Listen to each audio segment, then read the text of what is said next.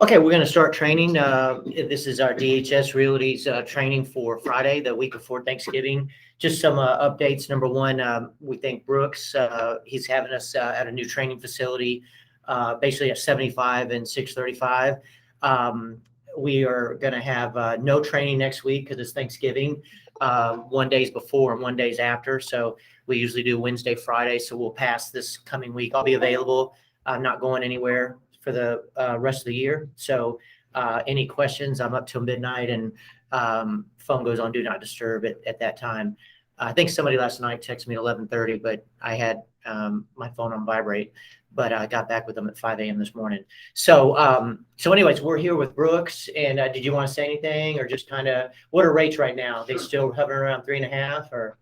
No, they're a little below that without paying points. The market's a little better today. I don't know if anybody saw, but Europe has kind of shut down a little bit when it comes to COVID. So it's pushing our markets back the other direction. I think obviously world stability is the big problem at the moment. So we're hoping it doesn't affect us too much, but it's also good for rates. So we're not going to be complaining about that.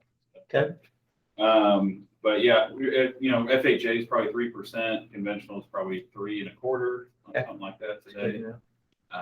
Lots of good jumbo options out there. Lots of them are doing lesser down payments. The conforming, hold on,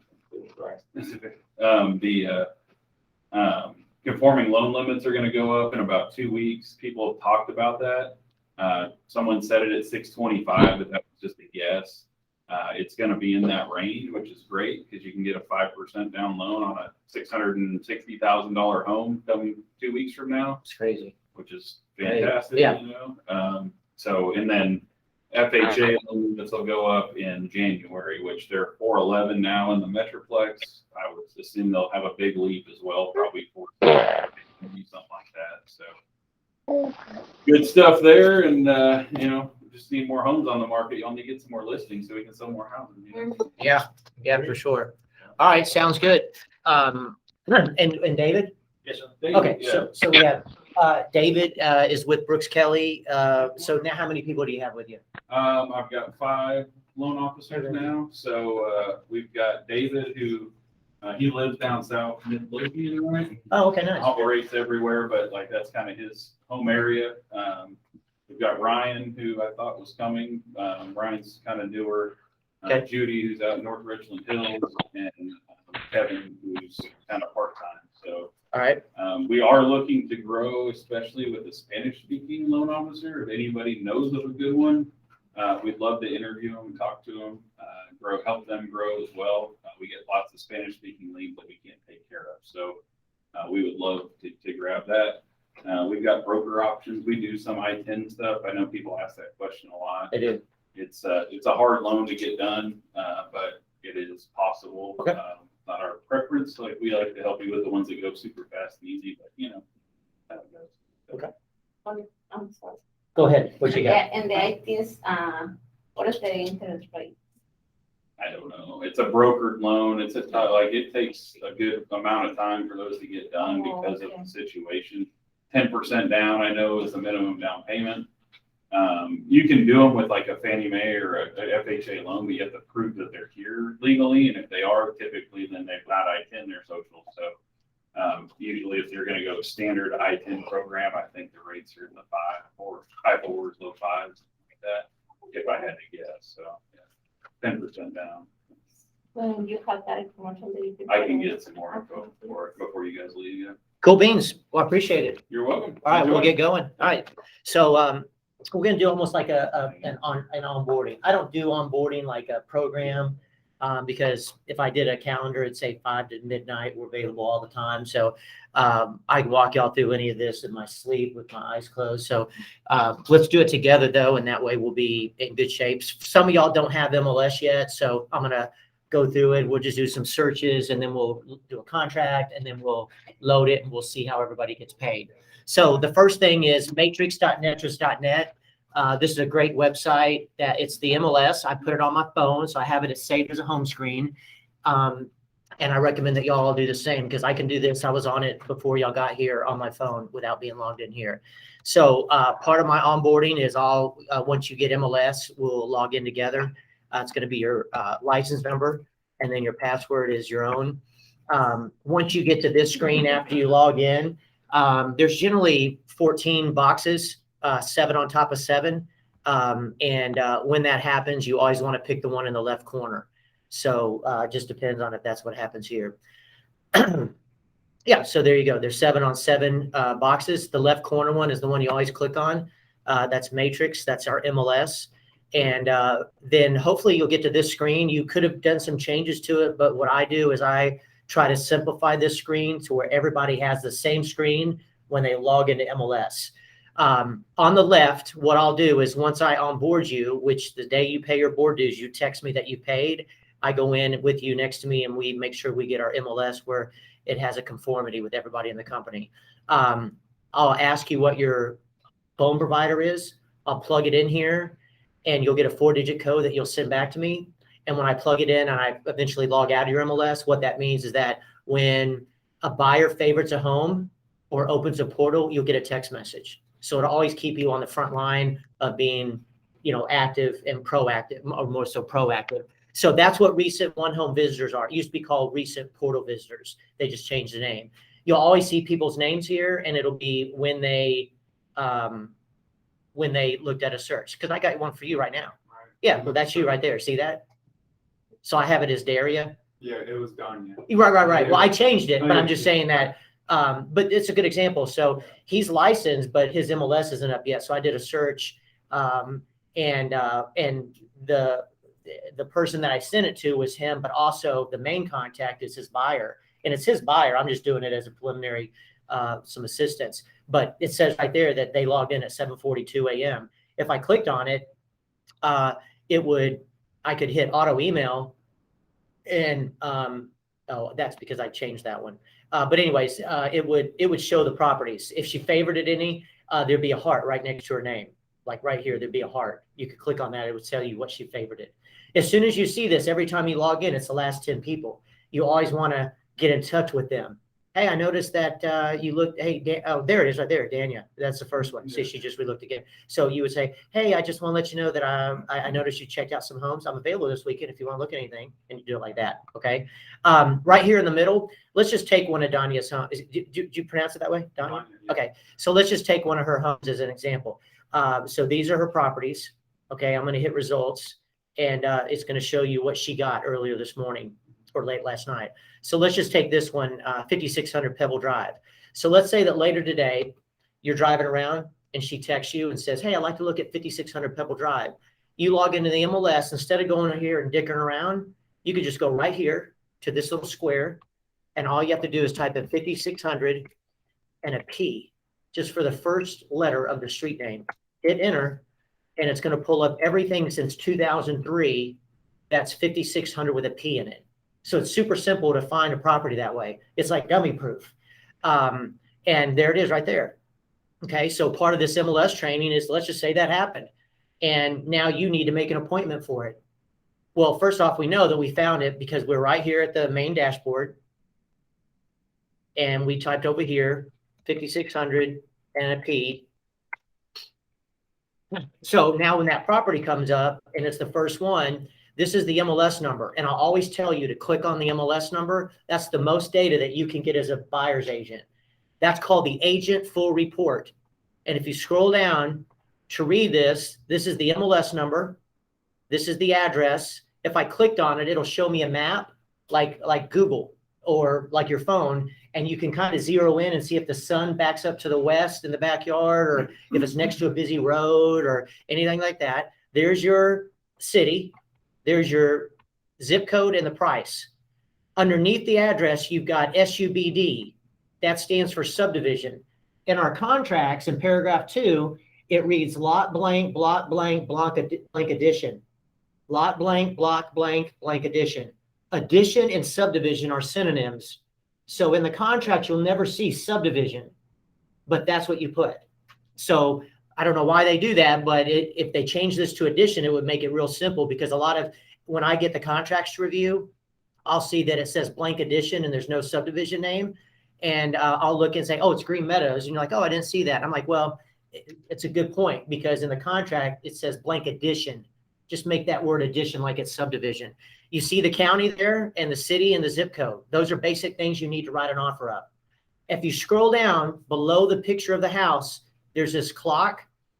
If you click on the clock, it pulls up this home's history since 2003.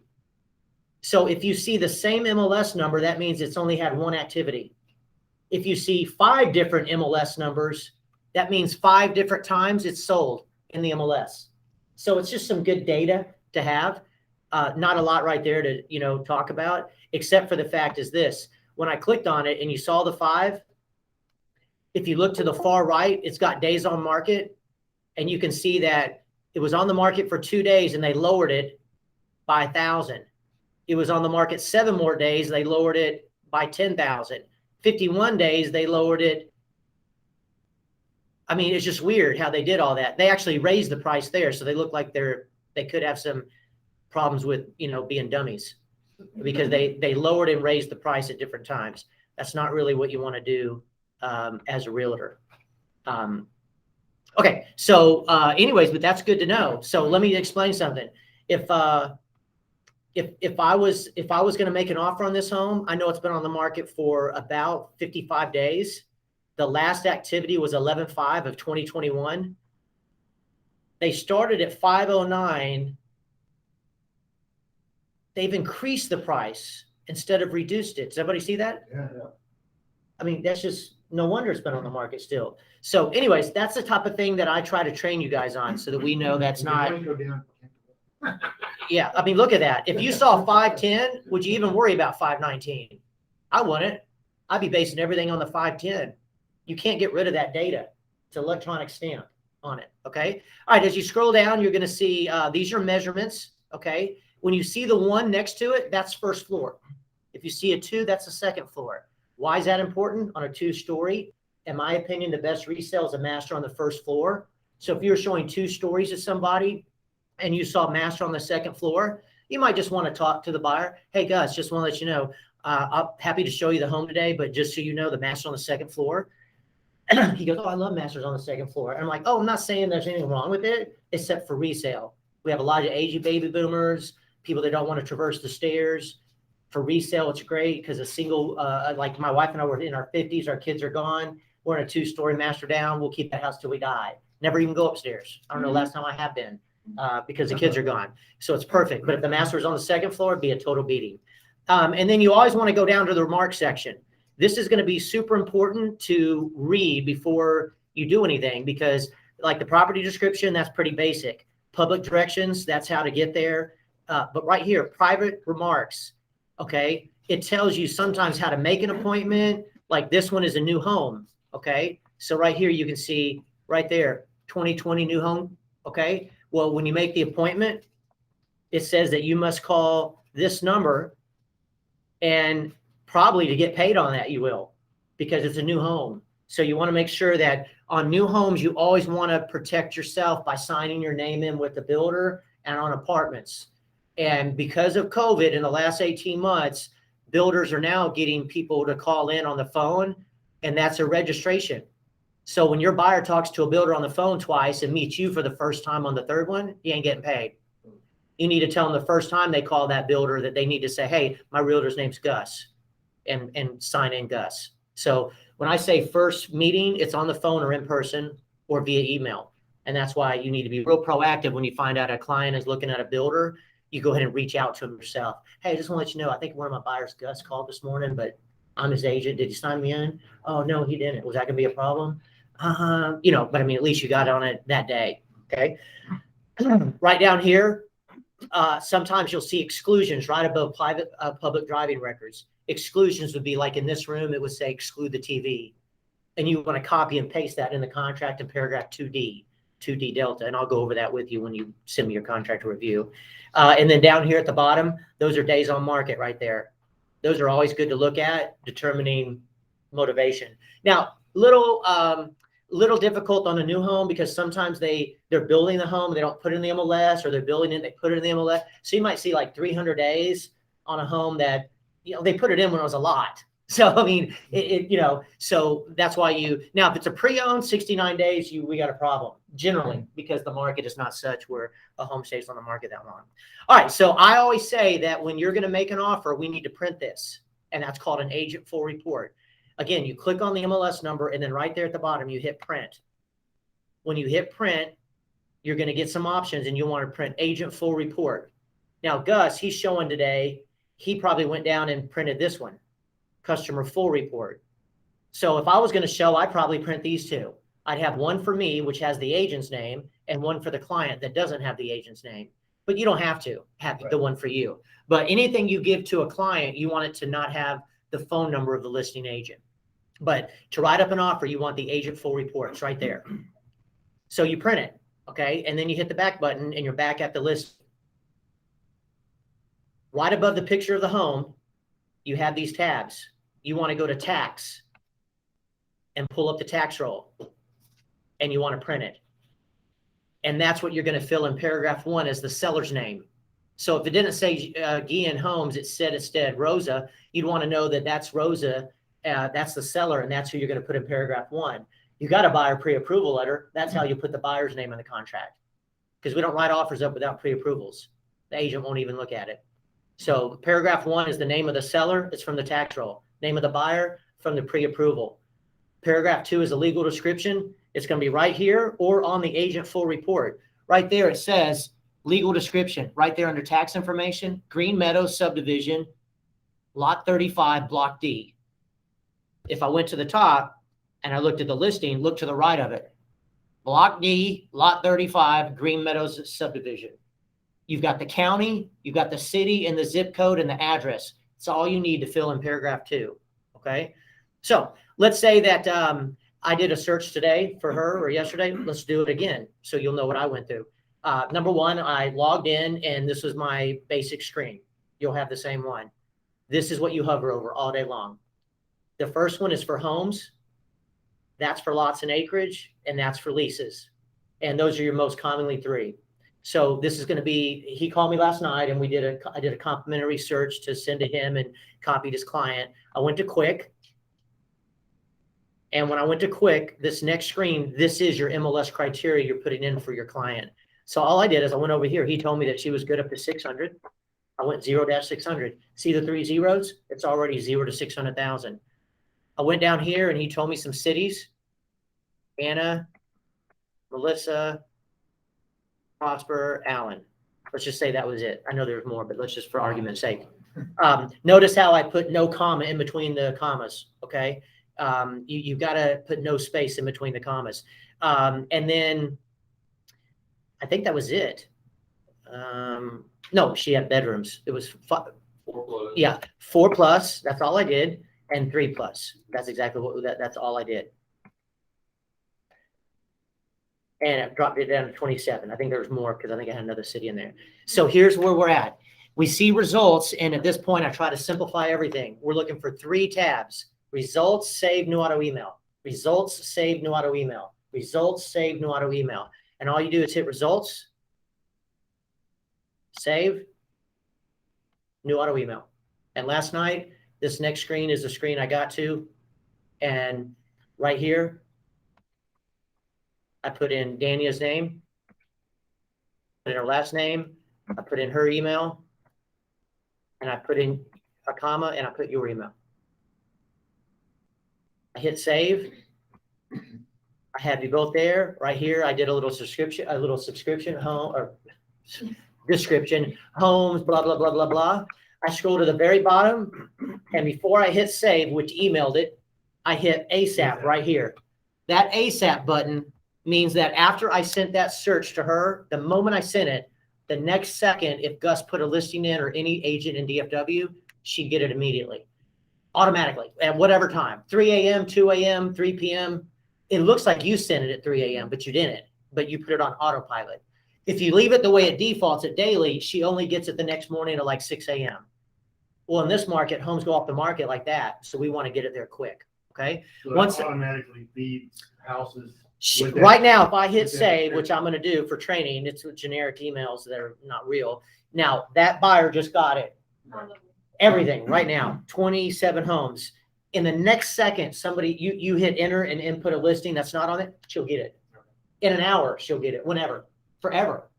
Yeah, really cool. All right, so so now let's say that we show the house, and let's just take this one right here that she wanted to look at. We'll just take hypothetically. So now you need to make an appointment for it. You log in the MLS, and you'll see underneath the picture of the home, underneath the clock, sometimes there's this little icon. That's called showing time. You automatically get an account with them when you become active. You don't even have to call in and do it. But you will need that number to call in to make appointments, because about 99% of all the homes in the MLS, you call CSS to make an appointment. They're called showing time now. All I do here, if you see that little icon, you just click on it and it'll take you right to showing time. And you'll pick a day and a time to show the home. And I'm going to watch my phone. I'll get a text message in a second, because I'm going to go ahead and real time make an appointment. You just hit schedule showing. It'll automatically be logged in for you into your account. It'll give you a calendar. Oh, let's see. I'm going to show tomorrow at 10 a.m. You click on that. It says request appointment. And it just says you're confirmed. Watch my phone go off. It'll take a second, but I'll get an okay. There it is right there. I already got an okay on it. Just like that. So then you can click on it. It'll tell you how to get into the house. All right. So now let's say that we go and show the property, and the buyer looks at you and says, hey, I want to make an offer on this home. What's the next step? I would say no matter how experienced you are, you just look at them and go, why don't you give about 40 minutes and I'll start sending you some documents. And you shake their hand and they leave. And then you call me. And what you're going to do is you're going to call me and say, I'm going to make an offer. And I'm going to tell you, before you call me, print your agent full report in the tax roll and be logged into this website. And this is the forms. And this will be something that y'all don't have yet, but I do it as soon as you pay your board dues. This is the website. There's multiple ways to get to zip forms. I just train people to do it this way. It's called texasrealestate.com. You're going to hit login. It's going to have your email and a password, most likely saved. Once you hit login, it goes right back to the same screen. It'll say, hi, Doug. Okay. And then to the right, it says zip forms, a little tab, and you click on it. So we'll see that happen in a second. So there it says, hi, Doug. And then I click on zip forms and the screen turns blue. When the screen turns blue, you're only looking for one tab and one tab only. I'm winking at him because he's been to so much training. He knows what I'm about to say. The screen's going to turn blue. We're looking for one tab. It's called the new button, NEW. That's all you'll ever hit. If you ever change your email or change your phone number and you want to make a change to your templates, just text me and I'll do it like that, and it won't screw up anything. So here we are, and yours will be blank. There won't be any of these squares down here. And all you do is look for the new tab. It's right there. When you click on it, 5 boxes pull up. We only care about the first 3. Listing for a seller, buyer, lease, which is a tenant or landlord. Well, let's just say that Gus was our buyer. We know that he's going to be a purchaser. So we click purchase. And then you have to name the file. And I usually just name it the buyer's name. He'll never see it. So if I thought he was Goofy, I could put Goofy. It just doesn't matter. Okay, he'll never see that. It's just for your purposes. And then just to make things simple, I always say to select the residential dot right there, no matter what it is, and then go down and it says select template. And when you click on that, there's going to be 4 choices for you guys: buyer, seller, tenant, landlord. And you'll pick buyer because he's a buyer. So you'll pick buyer template. So again, all I did there was name it, select residential, and pick the drop down.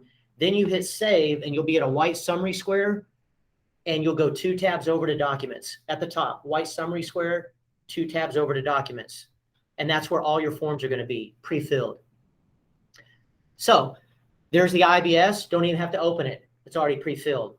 The buyer rep, I'm going to make Gus a client. I open it and there's only 2 paragraphs to fill out. Paragraph 1 is going to be Gus's name. It's Garcia, right? Yes. I leave all the rest of that blank. I don't really care. It's got our broker information. It'll have your phone number and your email there. That my wife's name's Shannon. I'm getting her production because she's getting a broker's license. So paragraph 1, and then you go right to paragraph 4. Paragraph 4, you just click on the blank, pick today's date, click on the last blank, go about a month out, pick the end of the month, hit save, and you just completed your whole buyer rep. Because when I go through this, it's all pre-filled. It's already been marked. And it just doesn't need to be touched. It just makes life simple. Everything is done. Okay. At the end here, this will have your name. shouldn't you already have this done before you even go insurance? Well, I never do. So class is different. Yeah, so no, it's a good question. So, you know, if somebody called me right now and I was in here just by myself, I'd say, hey, this is Doug with DHS Realty. Hey, my name's Gus. I want to look at 123 Easy Street today. Oh, absolutely. What time? And I'm going to set the appointment, which I did my training on a couple of days ago, you know, the 2-minute call. Yeah. And you're like, oh, I don't know. How about 4:00? All right, cool. I'll see you at 4. Hey, are you in a month-to-month lease? You know, are you pre-approved? Hey, give me your realtors so I can sign them in. Just make sure that, you know, your realtor gets paid. Oh, I don't have a realtor. Okay, I'll see you today at 3. So I get off the phone. When I meet you, we talk about a little home buyer packet. You know, I talk about it all the time. I do it. A lot of people don't. It's your call. But I always like to give something to you when I first meet you at 3 p.m., knowing that you don't know me from Adam. I don't think you'll ever sign anything with me. Right. No matter what I tell you it is. Because I could tell you that it's a disclosure. It could be a contract. So I'm going to establish a rapport. But in my home buyer packet, I have this. And it says at the top, your name goes here. And it's blank. It's filled in.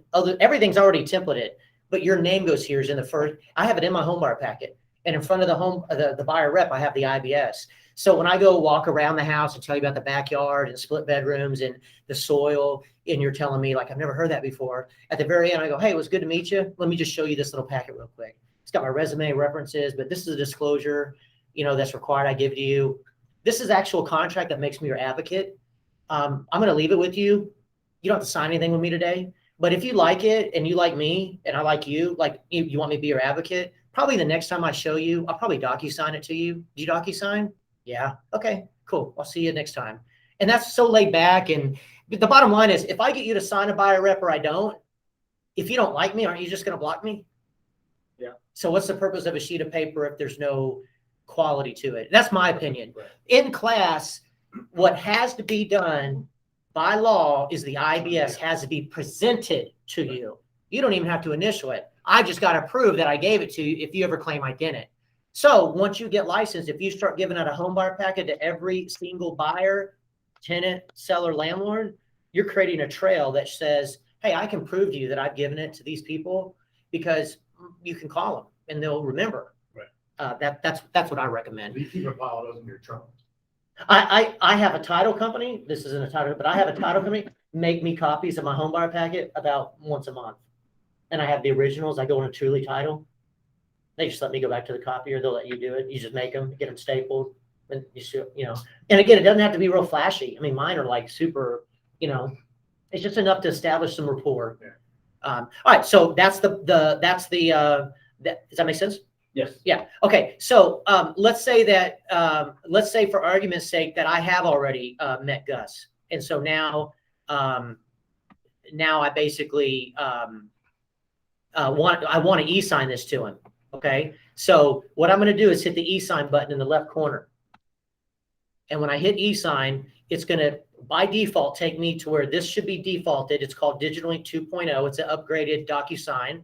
You'll hit select documents to include, pretty basic, and you'll select the information about broker services. So you're sending 2 documents. When you hit close, you're looking at the 2 documents, and all you do is hit next. Real simple. Right here, it's going to say Gus's name. Let's just say he's single. He's the only buyer. I'm going to send it to him. I just try to check mark him, and it won't let me because it'll tell me what I need to fill in. I got to put his email in there. Once I put his email, then it'll let me check mark him. Make sense? So let's say I wanted to check mark buyer 2. It's blank. It won't let me until I put somebody's name, first name, last name, and email. So I think that's kind of cool. You hit close, and there he is. All you do is hit next again, and all those forms are going to load on the left. And when they load, all you do is in the right corner, hit next and send invitation. And I just emailed it to you. Okay. So that's the, see it in a second. I'll wait so it loads. Now, let's say that you scroll down. I still do this even with being a realtor for a while. I scroll down just to make sure that's an initial prompt for Gus. I keep scrolling to make sure it's there. Watch when I get down to the IBS. It's not there. So I need to drag an initial prompt for you. I go over here and I've got your name there. I just hit drag and drop and it gives me like some options. It says initial here. Because your name's there, this is your initial prompt. All I do is drag it. Drag the date. Now all I'm going to do is hit next. send, and you just got that email. Prompts you right through it. Okay. All right. So real quick, let's just say that you now want to write an offer up. In the same transaction, you just open up the 1 to 4 family. And this is why it's imperative that you have the agent full report and the tax roll on each side of your computer, because the tax roll is going to say who the seller's name is. And I like to do all caps when I write up an offer. So let's just say it was Sally Seller. I don't care what you do, but I'm just telling you know. So I've got Gus, and then I'm looking at the tax roll, and let's just say it said Lot 5, Block F, Crystal Creek. Okay, I'm going to misspell some things to go quick. City of Plano, Collin County, known as 123 Easy Street. Okay, and then you tab, and right there you put in the zip code. Hey, that's it. We got all that from the tax roll, the seller's name, the legal address, the legal description, and the buyer was from the buyer pre-approval. Right here would be exclusions. That would be if somebody wants to leave the TV. So TV in conference room. That means that excluded goes with the seller. Okay. Right here, you get to the offer. And what's the last buyer you had? What they put down? 65,000. Okay. So they put down 65,000. Oh, I'm sorry. What they put down? They put 12. It was 12,000. Okay. So 12,000 down payment. What was the offer price? 65,000. So 65.5. So you do some math, and let's just say for argument's sake, it was, your loan amount was 635. Once you hit tab, you'll know whether it equals right. 3A and 3B will automatically calculate 3C. So if it's off, you know to change it. You'll do it on a calculator. I'm just doing it quick. You can see third-party finance is already marked. I didn't mark that. That was templated. Okay. You go down to this paragraph, and some of the things I've seen when I get the offers is that there's a human being right there. It's kind of weird because it says comma as escrow agent, but we never write a check to a human. So that's going to be the title company name. So let's just say it was Chicago Title. Okay. And their address was, whatever, Main Street. And then there's earnest money. If the offer was $400, it might be $5,000 earnest money. Everything else is pretty much templated. The $100, I put that there on purpose so that y'all would know that that's the earnest money. That means that the $sign before the option is the earnest money, because I already templated the option. Okay. And then you don't need to really ever touch this paragraph here. That's blank on purpose, but you do see 10 days there. What this is basically saying is this: the buyer needs to deliver earnest money to the title company, Chicago Title, at 2987 Main Street, in the amount of $5,000 and a $100 option to the title company in 3 days from the contract's execution. When the title company gets both checks with the 100, the buyer bought 10 days. That's all that says. You see down at the bottom, it says paragraph 6. It's got to have the same title company that paragraph 5 has. Okay. And basically from there, I've templated most of this that you shouldn't have to touch much. You go all the way down, and really you just continue on until you get to paragraph 9. And that's going to be the closing date. You click on the blank, and it's already the middle of November. So this might be like a day before New Year's Eve closing. Any closings you're going to have in December, you need to communicate with the lender and make sure they're not like on turkey ass time or taking off for Christmas, that they can actually close it. From there, you go all the way to paragraph 21. I've already put your email here. When I do y'all's templates, they'll already have your email there. I already have the 2 most commonly used addendums. And then you go to the next page, and I've already pre-filled the left side. That's Shannon. That's my wife. That'll be your name. That'll be your license number. That'll be your email, and that'll be your phone number. Everything else will be the same. That means that all you have to do is fill out the the right side. When you fill out the right side, it'll be the same length as this side. So that means you'll go from here to city, state, and zip and not go any further. So that when you take a look back, you go, damn, the left side's equal in length to the right side. And then when you send it to me, I'll double check everything. But I can look at this contract in 2 minutes because I templated almost all of it. And I'll hit you little questions on text message, and then we'll get through it. All right. All right. So now that's kind of a quick one. For the last few, I'm going to go to back agent, and we're going to enter a transaction. I just want to make sure everybody's comfortable. I had agents today that did their first CDAs, and I walked them through it. So I can do it without doing it on the laptop, but I thought I'd show y'all. So this was one of the 4 emails you got onboarded with. Everybody should have it. I actually put this website on my phone. dhsrealty.backagent.net. When you log in, I'm actually going to have to log in from Chrome. Chrome has some different features for back agent, so you'll need to do it through Chrome. Give me a second. Any questions while I'm logging in? The good news is it's recorded. I'm trying to keep it, 10 minutes will be done. The max listings that you can send out through MLS is 250, right? Like when you do a search. Yes, that is And true. then it won't send any. Right. Yeah. So what you could do is break up the search. That's what I've had to do.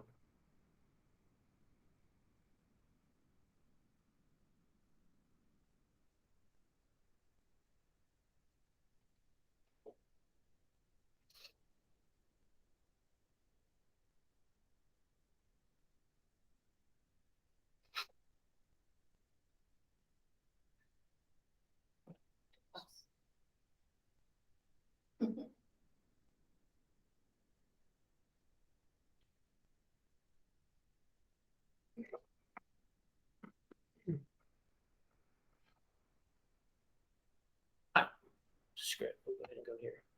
All right. So we're back at back agent. All right. So what'll happen is this.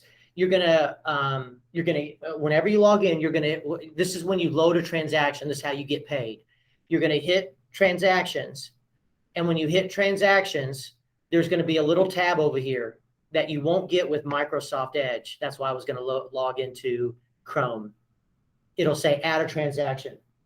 Right over here, it'll just say add a transaction. It's a tab. You click on it, and this is what you're going to see next. Okay, you're going to see a number of questions like who are you working with? Buyer, seller, tenant, landlord. Is this a sale or a lease? And it's going to say set the property. You're going to click set property, and you'll see all these boxes, but they'll be orange. And what you do is you go left to right, and you have to orange them out. Okay. Trying to see why I can't log in the back agent. No, that's right. No, I got it. I had the wrong password. Oh. So let me show you this. It's going to be better on this one.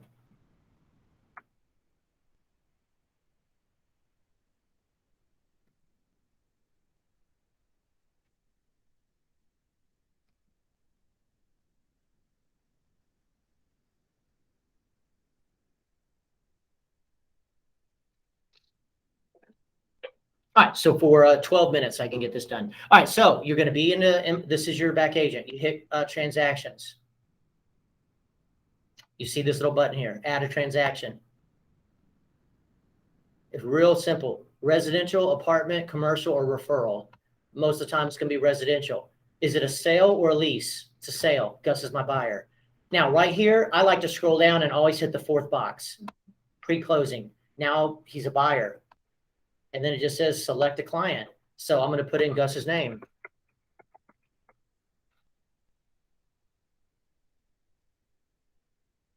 Here, I don't really care. You're just going to put buyer. And then you have to put an email, or you can hit add, but I think they'll want a phone number. Then you hit add contact, and there's Gus's name, and then it just says create new transaction. So you click on it. When you click on it, it's going to take you to these boxes, and that's the orange boxes. All you do is go left to right. So you start left at property, and let's just say for argument's sake that it was 6500 Pebble. Remember, because we remember that address? I think that was right. Was it 56 or 60? I think it was 6500. So I hit search MLS, and I go 6500, and this is almost dummy proof as well. Hit enter. Was it?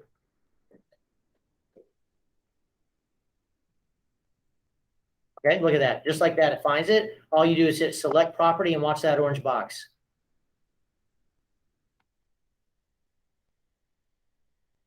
It went great. Now you go to the next one. It goes great. You go to this one. You answer those questions. It goes great. The hardest one is documents, which is not hard, but you just got to kind of get comfortable with it. You hit documents. I'm not going to cover the other two because they're easy. But when you hit documents, you go down and it'll say you need an IBS. So you're going to go required now. attach document. And now your computer will ask you, where is it? So you'll go, oh, upload it now. Upload from a file. You just kind of keep going through the steps, and it's going to pull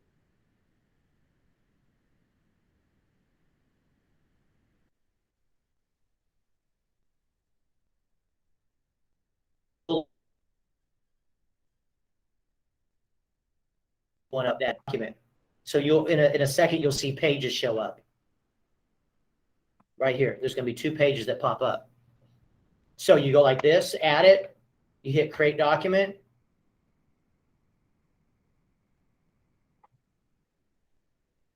Save and quit, and you'll see that now when I scroll down under documents, it says it's on file. See that? I go to the next one, I find it. I go to the next one, I find it. I go to the next one. Now, on a new build, there's not going to be a seller's disclosure. There's not going to be a third-party financing addendum. There's not going to be HOA. So if you see something that is not applicable, you'll hit required now and hit exemption. And then you'll just type in Doug, and that means you've talked to me about it, because you have to type in something here in order for it to exempt it. And then you hit request exemption, and then that will go gray. All right. When that goes gray, when everything orange goes gray, this submit button will turn yellow. You hit submit, you hit continue, and it'll take you into, you plug in your commission. It'll take the 225 out. It'll show you the difference. And at that point, I'll talk to you about getting the CPA. But it's about that easy. So that kind of concludes the training. I'm going to log out for the training purposes for people not to have overwhelming minutes, but I'll stay here and answer any questions y'all have.